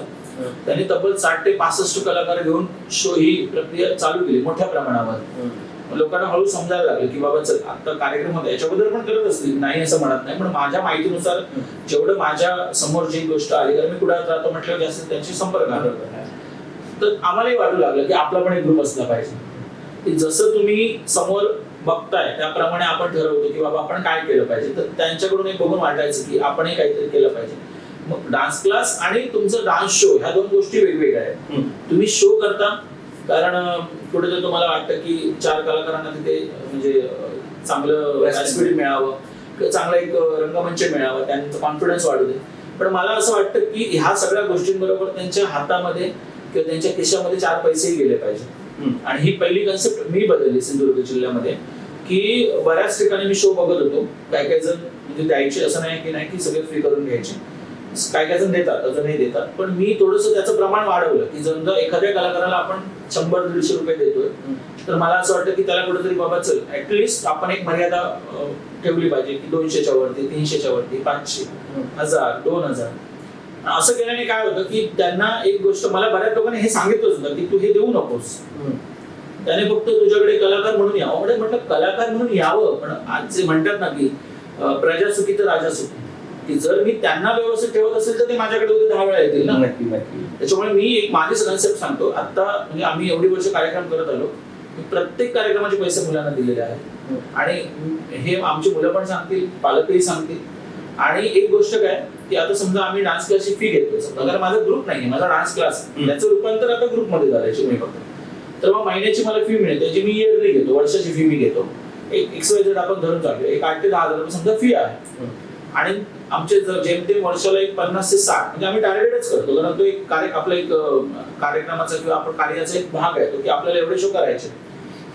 की जेव्हा आपण तो कार्यक्रम करतो तर आमच्या डोक्यात असतं की बाबा चल 500 प्रमाणे समजा जर आपण 70 शो केले प्रत्येक मुलाचं होतं तर 35,000 रुपये होतात 500 प्रमाणे प्रत्येक मुलाला एक साधारण आपण अंदाज पकडूया. त्याच्यापैकी समजा जर त्याने 10,000 रुपये भरले की 12,000 जे काय असेल ते तुम्ही मायनस करा. बाकीचे सगळे पैसे त्यांनी आता बघा ते पैसे कमावलेच, प्लस तो शिकला, प्लस आवड झाली निर्माण, प्लस त्याने रंगमंचावर जाऊन आपली कला सादर केली आणि त्याच्यात गोष्टी ह्याही पलीकडे तो एक प्रोफेशनल आर्टिस्ट झाला, कारण तो 4 पैसे आपल्या कामाचे घेतो. आणि ह्याच्यासाठी मला कधीही मी या गोष्टीसाठी मागे आलो नाही. उलट मी त्यांना 4 पैसे मिळावे म्हणून मी बऱ्याच गोष्टी कमी केल्या माझ्या कार्यक्रमातले सुद्धा, की बाहेरून जे कलाकार मी आणायचो ते मी कुठेतरी स्टॉप केलं, कारण का आपल्या मुलांना 4 पैसे मिळणं गरजेचं आहे. आपल्या म्हणजे सिंधुदुर्गातलेच ही खूप सुंदर कन्सेप्ट आहे, म्हणजे शिका, कमवा आणि शिका. तुम्ही या कमवा आणि तुमचं तुम्ही शिका, आणि खूप सुंदर म्हणजे मुलांनाही पैसे मिळाले, पालकांनाही थोडा हातभार लावला आणि मुलांनाही कळू लागलं की तुम्ही जर चांगले परफॉर्मन्स केले तर अशा प्रकारचे आपल्याला पैसे मिळू शकतात. ही कल्पना तुम्हाला कशी काय सुचली? ऍक्च्युली काय आलं की मी ज्या परिस्थितीतून आलो तेव्हा मला असं कुठेतरी वाटलं की आपल्याला 1-1 रुपयासाठी झगडावं लागलं. मग तेव्हाच हे डोक्यात आलं होतं की जिथे आपण शिकतो ना तिथे जर अशी एखादी गोष्ट निर्माण करू शकलो आपण, तर मला असं वाटतं की आपल्यावर जी वेळ आली ना ती इतर कलाकारांवर येऊ नये. खूप चांगला विचार, म्हणजे तुम्ही आता विचार मांडला, तिथे विषय केला की म्हणजे आपण ज्या वाटेनं गेलो त्या वाटेला खूप खचखळगे होते, काटे होते, रक्तबंबाळ पावलं झाली, पण माझ्यानंतर येणाऱ्या लोकांच्या पायाला ते लागता कामा नये याची काळजी घेऊन तुम्ही चालला. तुमचे जे चिमणी पाखरं जे नाव आहे ते कसं काय ठेवलं, म्हणजे त्यामागची कन्सेप्ट काय? मला बरेच जण विचारतात की चिमणी पाखरं नाव कसं सुचलं, तर मी सांगेन की मी क्लासच्या शोधात होतो. म्हणजे माझं ग्रॅज्युएशन झालं आणि त्याच्यानंतर मी अगोदर शिकवायचो, पण माझ्याकडे एक जागा अशी नव्हती मी प्रत्येक ठिकाणी जाऊन शिकवायचो. मी क्लासेसच घ्यायचो, पण आज इथे गेलो उद्या तिकडे गेलो, 4 मुलांना शिकवतो. मग ठरवलं की आता एका कुठल्या तरी जागेवरती आपण थांबलं पाहिजे आणि तिथे शिकवलं पाहिजे, तर आपला वेळही वाचेल त्या गोष्टी. मग कुडाळमध्ये ज्यावेळी जागा शोधण्याचा प्रयत्न चालू होता, पण अशा वेळी मला एक मॅडम भेटली, तर त्यांचं नाव आहे बिलचे मॅडम. तर त्यांनी मला आता ते चिमणी पाखरं नर्सरी चालवतात, त्याच्या अगोदर पण एक मॅडम होत्या शेख मॅडम, तर त्याने मला एक सजेस्ट केलं की तुम्ही यांच्याशी कॉन्टॅक्ट करा, बघा तुम्हाला त्यांची नर्सरी तुम्हाला छोटासा रूम अवेलेबल करून देतील. तर मी मॅडमशी भेटलो, तर ते म्हणाले सॅटर्डे संडे आमचं बंद असतं, तुम्ही इथे क्लासेस घ्या. म्हटलं आता जागा तरी मिळाली, म्हटलं नाव काय ठेवू, तर त्यामध्ये त्यांचा काही हस्तक्षेप नव्हता. तर मी जेव्हा त्या बिल्डिंगकडे गेलो त्या बिल्डिंगवरतीच नाव होतं वरती चिमणी पाखरं. तर म्हटलं आता लोक इथे येतील तरी येतील, तर म्हटलं आपल्याकडे म्हणजे तेवढंच अजून बोर्ड बीड ह्या गोष्टीसाठी आपल्याकडे काही नाहीये, तर मग काय ठेवूया, तर म्हटलं चिमणी पाखरंच नाव ठेवूया. चिमणी पाखरंच नाव ठेवलं. लोकांना सांगायचं की चिमणी पाखरं म्हणून बिल्डिंग आहे, तिथे या, तिथे तुम्हाला आमचा क्लास भेटेल. म्हणजे चिमणी पाखरं चिमणी पाखरं चिमणी पाखरं ते चिमणी पाखरं सगळीकडे. पण तोटा नाही, फायदा. आणि खूप लकी नाव आहे ते माझ्यासाठी, कारण ज्या अर्थी ते 20 वर्ष नाव आता आहे त्या अर्थी मला असं वाटतं की देवाने मला म्हटलं की नाव नको बदलूस. आणि माझी आता डेअरिंगही होत नाही. मला बरेच जण सांगतात की काहीतरी ग्रुपचं नाही बाबा, म्हटलं रिस्क घ्यायची नाही, जे भेटलंय देवाच्या कृपेने तसंच राहू दे. आणि खूप नावात काय असतं आणि ऐकायला पण बरं वाटतं बऱ्याचदा, की बरेच जण बोलतात की चिमणी पाखराचे चिमणे खूप चांगला परफॉर्मन्स करून गेले आणि अशा ज्या चिमण्याने उंच उंच भरारी घेऊन दे, ते ऐकायला पण खूप छान वाटतं. अजून एक लोकांकडून आलेल्या गोष्टी ह्या, आपण जेव्हा स्पर्धेला जातो, विशेष करून जेव्हा या नृत्य स्पर्धा असतात डान्सच्या वगैरे, तेव्हा मी सरास लोकांकडून ऐकत आलो की तुमचे जे डान्स अकॅडमीचे क्लास असतात ते तुम्ही त्या ठिकाणी स्पर्धेच्या ठिकाणी वेळेत जाता, पण सगळ्यात शेवट डान्स करण्यामागचा विशेष हेतू काय असतो? खूप मस्त. मला असं वाटतं तुम्ही कम्प्लीट माझी मुलाखत घेण्या अगोदर तुम्ही सगळा अभ्यास करून आलेला आहात, परफेक्ट अगदी. कारण ह्या गोष्टीवर आम्ही खूप चर्चा करतो. आता मी जर तुम्ही बघाल सगळ्या स्पर्धा चेक कराल तर आम्ही जिथे जिथे म्हणजे स्पर्धेला गेलेलो आहोत, चिमणी पाखराची माझी म्हणजे जी दीक्षा नाईक असेल, जिचं जिल्ह्यात भरपूर ठिकाणी नाव आहे, तर आणि संजना पवार असेल, त्याच्यानंतर सिमरन नायर पण माझे स्टुडंट, आणि आमचा ग्रुप चिमणी पाखराचा पूर्ण. तर आम्ही जेव्हा जातो तर आम्ही पहिल्यांदा पहिली वरती नावं आमची असतात, कारण तुम्ही डान्स पहिला करा किंवा शेवटी करा, जे काही तुम्हाला नम्रात जे काही यायचं असेल तर शेवटी ते बिघडणार नाही की तुम्ही लास्ट केलात म्हणून अगदी जास्त प्रभाव पडेल त्या गोष्टीचा, असं काय नाहीये. तर मला असं वाटतं की ती कन्सेप्ट जी सगळ्यांच्या डोक्यात गेलेली आहे ना, की शेवटी डान्स केल्यानंतर वरचे सगळे डान्स परीक्षकांना विसरायला होतात. अरे पण त्या गोष्टीचा एक विचार करा की त्यांच्या हातामध्ये कागद दिलेले आहेत, सगळं लिहिलेलं आहे, पण सगळ्यांना असं वाटतं की लास्टला डान्स केल्यानंतर कधी कधी आपले नंबर खूप येतील असं वाटतं, पण ती चुकीचा समज आहे तो. लोकांचा समज चुकीचा किंवा बरोबर ते मला जाणून घ्यायचं नाही. तुमचा हेतू काय? तर मला असं वाटतं की असं काय नाही. तुम्हाला कधी कधी आता तर आयोजकांनी याच्यावरती तोडगा पण काढलाय की ते लोक सरळ जेवढे कंटेस्टंट आले त्यांच्या चिठ्ठ्या उडवतात, प्रत्येकाने आपली चिठ्ठी घ्या, जो नंबर येईल त्याच्यावर परफॉर्मन्स करा. पण मला असं वाटतं की ज्या नंबरला तुम्हाला कुठे परफॉर्मन्स करायचं तुम्हाला वाटत असतं, प्रत्येकाला वाटत असतं की मध्ये करू, पहिला नको. बरेच जण सांगतात की पहिला नको, माझं उलट आहे, पहिला करायचं. तुम्ही जास्तीत जास्त स्पर्धा चेक करून बघा, म्हणजे समोरच बोलतोय कॅमेरा समोर, खोटं बोलण्याचा विषय नाही. आणि बाकीचे स्पर्धक पण सांगतात रवी कुडाळकर आणि चिमणी पकडायला काही फरक पडत नाही, ते लोक पहिल्या 2 नंबरात पण डान्स करून निघून जातात. त्याच्यामुळे अजून एक सांगतो, आत्ताच जिला आम्ही युवा गौरव पुरस्कार दिला, मृणाल सावंत दिला, ती कंटिन्यू, आता तिचं एवढं नाव आहे जिल्ह्यात मृणाल सावंतचं, तिचे वडील नेहमी जेव्हा नंबर लावला त्यांना काही फरक पडत नाही, शेवटी ते पहिल्या 4 मध्ये नंबर लावतात, आम्ही घरी जातो. त्यामुळे असं काय नाहीये की तुम्ही अशा गोष्टी केलेल्या आहेत. तुम्ही करता असं मला म्हणायचं नव्हतं. अकॅडमीचे लोक जे असतात ही येतात तिथे बसतात आणि शेवटपर्यंत वाट बघत असतात. ते नेमकं लोकांना कळलं पाहिजे ना, बाबा तुम्ही का शेवटपर्यंत थांबता, येताना तुम्ही लवकर येता. आम्ही असं म्हणतो की कधी एकदा स्पर्धा होते आणि आम्ही घरी जातो, आराम करतो, कारण रोज रात्रीचे जागरण असतात. कदाचित त्यांच्या डोक्यामध्ये काहीतरी वेगळी आयडिया असेल, तर मला असं वाटतं की ज्यावेळी तुम्ही त्यांना इथे बोलवाल त्यांच्यापैकी जे शेवटपर्यंत असतं, तर तुम्ही त्यांना हा प्रश्न विचारा, जेणेकरून मला असं वाटतं की ते मी आता प्रातिनिधिक स्वरूपामध्ये तुम्हाला एकाला इथे बसवलेले आहे, सगळ्यांना तिथे बसवणं आम्हाला कितपत शक्य होत आहे ते आपण सांगू शकत नाही. एक गोष्ट माझ्या लक्षात आली तुमच्या सगळ्या ह्या एकंदरीत प्रश्नांवरून, की प्रत्येक स्पर्धकाचा तुम्ही म्हणजे जास्तीत जास्त खोलवर अभ्यास केलेला आहे की स्पर्धक त्याचं डोकं काय चालतंय, त्याच्या पालकांचं डोकं काय चालतंय. मला असं वाटलं नव्हतं की तुम्ही एवढे प्रश्न मला विचाराल, जे असे अगदी खोलवर त्याची उत्तरं असतील, जी माझ्याकडे मी नीट सांगूही शकत नाही, अशी उत्तर आहेत त्याची. खरं तर असं काही नाही, प्रश्न सोपे नाही, पण तुम्ही खूप छान प्रकारे विचारता, असं ऍक्च्युली होणं गरजेचं आहे. जोपर्यंत आपण बोलत नाही, विचारवंत होत नाही, तोपर्यंत समजणार कसं किंवा काय चाललंय. आणि अधिकारी व्यक्तीलाच आपण हे विचारू शकतो ना. आपण न्याय कोणाकडे मागतो? देवाकडे मागतो. आपण न्याय कोणाकडे मागू शकतो? अधिकारी व्यक्तीकडे. आपण 20 वर्ष तुमच्या आयुष्यातली महत्वाची 20 वर्ष तुम्ही या सेवेला दिलेली आहे. तो प्रश्न विषय त्याच्याबद्दल अजून एक गोष्ट बोलतो की जेव्हा हा असा विषय उभा राहतो की ते बरेच जण आलेले असतात, तयारी झालेली असते, पण ते डान्स करत नाही. तर मला याच्या मागचं कारण आहे, जर ते लोक काय नक्की विचार करतात हे समजतच नाही. म्हणजे तुमची तयारी झाली, तुम्ही सगळ्या गोष्टीसाठी रेडी आहात, पण तरी पण तुम्ही परफॉर्मन्स करत नाही. याच्यात उलट त्या मुलाचंच नुकसान होते, कारण एकतर वेळ निघून गेलेला असतो, जागरण होते. दुसरी गोष्ट त्या मेकअप मध्ये ते सगळं घालून तुम्हाला, कारण आता मी याच्यामध्ये बसलोय तर मला पूर्ण कम्फर्टेबल नाहीये. हे जेव्हा नंतर मी साधा माझ्या कपड्यांमध्ये मला खूप कम्फर्टेबल वाटते. मग विचार करा, डान्स ऑर्नामेंट्स, तो मेकअप, सगळं तुमची केसांची जी रचना, म्हणजे बॉईज असू दे गर्ल्स असू, जसं काय तुम्ही घालता, सगळ्या त्या गोष्टी ज्या तुम्ही वेअर करता, ड्रेस आहे तुमचे कॉस्ट्युम, आपण असं म्हटलं पाहिजे की जेवढं ते लवकर होईल तेवढं ते बरं होईल, जेणेकरून तो जो कंटेस्टंट आहे तो एकदम फ्रीली डान्स करेल, ना की 15-20 होत आहेत स्पर्धक आणि तुम्ही रात्री 1:30-2 वाजता डान्स करताय. हे कुठेतरी त्या स्पर्धकासाठी ठीक नाही. आपण सुरुवातीला 3 नृत्याचे प्रकार सांगितले. आपण ऍज अ परीक्षक म्हणून बऱ्याच ठिकाणी बसता. विशेष आहे तुम्ही कोरिओग्राफर आहात, अनेक चांगले संघ आपण जिल्ह्यावर त्याचं नेतृत्व करता, प्रतिनिधित्व करता. या सगळ्या गोष्टी खूपच अभिमानास्पद आहे एक सिंधुदुर्गाचा नागरिक म्हणून. पण जेव्हा तुम्ही परीक्षक असता तेव्हा, म्हणजे आता माझ्यासमोर असं काही लोक तुम्हाला बघत असतील जी या क्षेत्रामध्ये येण्यासाठी इच्छुक आहेत. खरंच या नृत्य क्षेत्रामध्ये संधी आहे का हो करिअरची? बऱ्याच लोकांना असं वाटतं की डान्स म्हटल्यानंतर फक्त मौज मजा किंवा एक धिंगाणा किंवा मस्ती, तर आता तसं राहिलं नाहीये.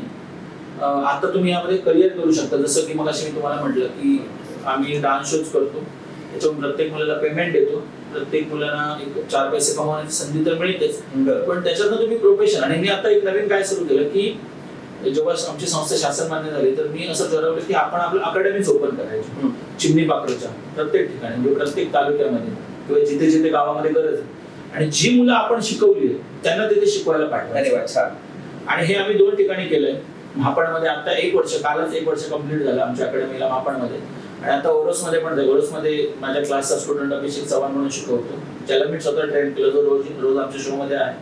आणि मापडमध्ये निखिल गुडाळकर म्हणून, हे दोघीही क्लास घेतात. त्यांना सांगितलेलं आहे तुमचं रेंट जे काय असेल जागेचं ते देऊन जे काही राहील ते तुमच्याकडे ठेवायचं, त्याच्यामध्ये चिमणी पाखराची पार्टनरशिप काही नाही, फक्त ब्रँड माझं फक्त नाव लावायचं चिमणी पाखर. आणि कारण ते सगळं आपलं आहे नाव, जे आपण मोठं केलं. तर मला असं वाटतं की जे ह्या क्षेत्रात आहे ना त्यांना जाणून दिलं पाहिजे की या क्षेत्रामध्ये तुम्ही करिअर करू शकता. मग लोकांना पण त्याच्यावर विश्वास बसेल की नाही बाबा, की आता बरेच कलाकार आहेत ज्यांनी नृत्यामधून भरपूर भरारी घेतलेली आहे, चांगलं त्यांना मानधनही मिळतं. फक्त एक खंत आहे की एवढे कलाकार जेव्हा आम्ही बघितले, आता 600 कलाकारांचा आम्ही सन्मान केला, तर मला असं वाटतं की कुठेतरी ह्या गोष्टीची जी घेतली पाहिजे ह्या गोष्टीसाठी म्हणजे काळजी म्हणा किंवा काय म्हणा आमच्या कलाकारांची, ती शासनाने घ्यावी असं मला प्रामाणिकपणे वाटतं. की म्हणजे आता बऱ्याच संस्था अशा आहेत की ज्या शासन मान्य नाहीये, पण बऱ्याच वेळा ती अट येते की तुमची म्हणजे नोंदणी झालेली आहे.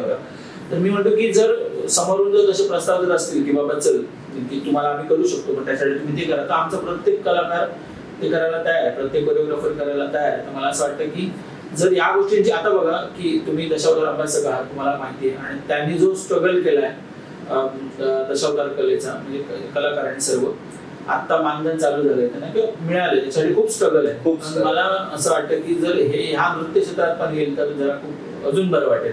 नाही, नक्की त्यासाठी प्रयत्न करणं गरजेचं आहे. तुम्ही एकजूट होणं, फक्त स्पर्धा जिंकण्यासाठी एकजूट न होता प्रत्येक गोष्टीसाठी जर एकजूट झालो आणि ते जर आपण प्रयत्न केला तर यश मिळू शकतं. मला असं वाटतं की आता जे स्पर्धा हा विषय आहे ना, हा थोडासा आपण जिल्ह्यातल्या कोरिओग्राफर जे मार्गदर्शक आहेत त्यांनी जरा बाजूला ठेवला पाहिजे. आणि मला असं वाटतं इतके कलाकार जर असतील जिल्ह्यात तर आता कुठेतरी हा विचार केला पाहिजे की या सगळ्यांना काहीतरी आपण शासनाकडून म्हणा की आपण एक कमिटी म्हणून आपण त्यांना काहीतरी असं एक व्यवस्थित स्थापन करून त्यांच्यापर्यंत आपण द्यावं, जेणेकरून त्यांना वाटलं पाहिजे की आपण एक कलाकार म्हणून आपण आयुष्यामध्ये काहीतरी चांगलं केलंय. तर मला असं वाटतं की मला सध्या मी डोक्यातनं स्पर्धा, शो हे विषय खूप मी ठेवेन थोडंफार, कारण मला जर त्याच्यातनं जे मानधन मिळालं ते जर मला तिथे नक्की मुलांसाठी उपयोग होईल. आता मला बऱ्याच लोकांनी विचारलं एवढा मोठा कार्यक्रम केला कसा, त्याचं म्हणजे आर्थिक नियोजन कसं केलं, तर त्याच्यामध्ये मला बराच शोचा खूप फायदा झाला की जे काही 4 पैसे मिळाले त्याच्यातून मला बराच तो खर्च करता आला. म्हणजे असं आपण वापर करू कर्म लागलं. ठीक आहे, आपण आता पुन्हा एकदा तुम्ही परीक्षकाच्या भूमिकेतून मला तुम्हाला काही प्रश्न, अर्थात समोर जी नृत्यामध्ये असणारी मुलं आहेत त्यांच्यासाठी हे जाणून घ्यायला आवडेल. जेव्हा एखादा संघ लोक नृत्य म्हणजे आपण ज्याला लोकनृत्य करतो, ते लोकनृत्य करताना काय अपेक्षा परीक्षक म्हणून तुमच्या असतात? आता बघा, जसं की मी जास्त मोस्टली वेस्टर्न शिकलोय, पण माझी सुरुवाती लोकनृत्यानेच झाली. कारण आमच्या सोबतचे जे सगळे कलाकार होते तेव्हा एवढं वेस्टर्न नव्हतं आम्ही लहान असताना. तर लोकनृत्यामध्ये आता बरेच लोकनृत्याचा अर्थ काय ऍक्च्युअली की लोकांनी स्वतःहून निर्माण केलं ते लोकनृत्य. म्हणजे तिकडचे त्यांच्या ज्या चालीरीती आहेत त्याच्याप्रमाणे ते लोक नाचतात, त्याला आपण लोकनृत्य आणि आनंद देतो. आता काही लोकगीतं वेगळी, लोक परंपरा वेगळ्या, लोकनृत्य वेगळी, गोष्टीत फरक आहे. पण मला असं वाटतं की त्यांच्या गोष्टी त्या प्रॉपर असणं. आता बरेच परीक्षक लोकनृत्यचे म्हणजे दिग्गज परीक्षक आहेत, त्यांचं पहिलं बघणं काय असतं परीक्षण करताना, तुम्ही जेव्हा रंगमंचावर पाऊल ठेवता तुमचा गेटअप कसा आहे. म्हणजे ऍक्च्युअल समजा तुम्ही एखादं धनगर नृत्य करताय, एखादं तुम्ही आदिवासी नृत्य करताय, तर ते पहिलं बघतात की तुमचा पेहराव तसा आहे का, तुमचा पोशाख. इथून सुरुवात. मग ते तुमच्या कानातलं असू दे, गळ्यातलं असू दे, डोक्यातलं असू दे, तुम्ही अंगावरचे कपडे घातलात ते असू दे, पायात तुमच्या तसं आहे का, ह्या सगळ्या गोष्टी बघतात. इथून सुरुवात. त्याच्यानंतर तुमचं जे म्युझिक आहे, आता आपण जे म्युझिक लावतो हे रेकॉर्डेड म्युझिक लावतो, ज्याच्यामध्ये बरेच वेगवेगळे असे म्युझिक दिलेले असतात. मात्र लोकनृत्याचं म्युझिक हे स्वतः वाजवलेलं असतं. बरोबर आहे. म्हणजे ऍक्च्युअल जे तुम्हाला ते लोक ज्या गोष्टींचा वापर करतात त्या ठिकाणी त्यांच्या समाजात, त्याच गोष्टी. आता ढोल वगैरे वाजून पण डान्स करतात. मग त्या गोष्टी प्रॉपर आहेत का हे लोकनृत्यामध्ये बघितलं जातं. आणि हावभाव वगैरे ह्या गोष्टी तर बघितल्या जातातच. मात्र तुम्ही जे लोकनृत्य सादर करताय त्या लोकनृत्य ते त्यांच्या समाजाशी निगडीत आहे किंवा ज्या लोकांशी निगडीत आहे त्याप्रमाणे होतंय का. एक लोकनृत्याचा जो अभ्यास करणारा किंवा ज्या लोकनृत्याविषयी जे परीक्षण करतात ते ह्या गोष्टी खूप बघतात. आणि आता शास्त्रीय नृत्य जेव्हा एखादा कोणतरी करत असतो परफॉर्मन्स, तेव्हा त्याच्याकडे कोणत्या दृष्टीने बघितलं जातं? शास्त्रीय नृत्य म्हटल्यावरती ऍक्च्युअली पहिल्या आपल्या भारताची ओळख ही शास्त्रीय नृत्यानेच होती. कारण खरं तर आपल्या भारताची संस्कृती आहे आणि त्याच्यामध्ये खोलवर त्याचा अभ्यास भरपूर आहे. जास्त मी त्याच्यामध्ये जास्त अभ्यास कधी केला नाही, कारण Deep आहे. खूप खूप मोठी गोष्ट आहे. कारण जे लोक ते करतात, आता पंडित बिरजू महाराज सगळ्यांना माहिती आहे, त्यांना सगळीकडे ओळखतात नृत्य क्षेत्रातले. तर त्यांचा अभ्यास एवढा आहे ना की तो अभ्यास करणं खूप कठीण आहे, खूप म्हणजे खूप कठीण आहे. जसं तुम्ही दशावतार कलेमध्ये अभ्यास करता, बारीक बारीक गोष्टी आहेत ज्या लोकांना आपण फक्त ती कला बघतो, मात्र त्याच्या मागचा इतिहास खूप कमी लोकांना माहिती आहे. तर मला वाटतं शास्त्रीय नृत्याला खूप मोठा इतिहास आहे आणि जे लोक त्याचं शिक्षण घेतात प्रॉपर त्यांना तो अगदी माहिती आहे. पण मला असं वाटतं की शास्त्रीय नृत्यामध्ये मोस्टली ज्या गोष्टी बघितल्या जातात त्यामध्ये त्यांच्या मुद्रा, त्याच्यानंतर पायाचे त्यांच्या त्यांच्यामध्ये आता एक अजून एक एक्सप्रेशन मधून बऱ्याच गोष्टी एक्सप्रेस केल्या जातात, बोलल्या जातात. त्याच्यामुळे प्रत्येक नृत्याची एक खासियत आहे आणि त्यापैकी शास्त्रीय नृत्याची मुद्रा, हावभाव ह्या गोष्टी खूप इम्पॉर्टंट. आणि वेस्टर्न ज्याच्यामध्ये तुम्ही मास्टर आहात, वेस्टर्नला ऍक्च्युली बघायला गेलं तर पहिलं म्हणजे आधीचं वेस्टर्न होतं तेव्हा एक टी शर्ट घातलं, जॅकेट घातलं तरी व्हायचं, म्हणजे चला बाबा करा. आता तसं झालं नाही. आता जेव्हापासनं एक टीव्ही वरती आपण शोज बघायला लागल्यानंतर कळायला लागलं वेस्टर्न म्हणजे काय की पाश्चिमात्य नृत्य, जे भारताच्या बाहेरचं नृत्य आहे ते आपण या ठिकाणी सादर करतो. मग आता बघायला गेलं तर टेलिव्हिजनच्या माध्यमातून तुम्ही बघा की तुम्हाला खूप मोठ्या प्रमाणात तेच नृत्य जास्त दिसतात, ते लोकांना आवडतं सुद्धा. तर वेस्टर्न मध्ये एक मर्यादा नाही अशी की बाबा तुम्ही स्पेसिफिक असंच केलं पाहिजे, तसंच केलं पाहिजे. पण आता जे डान्स स्टाईल आलेत, मग त्याच्यामध्ये लॉकिंग पॉपिंग असेल, हिपहॉप असेल, मग त्याला आता बरेच मला मुलं विचारतात सर तुम्ही हे ओळखता कसं, तुम्हाला कळतं कसं.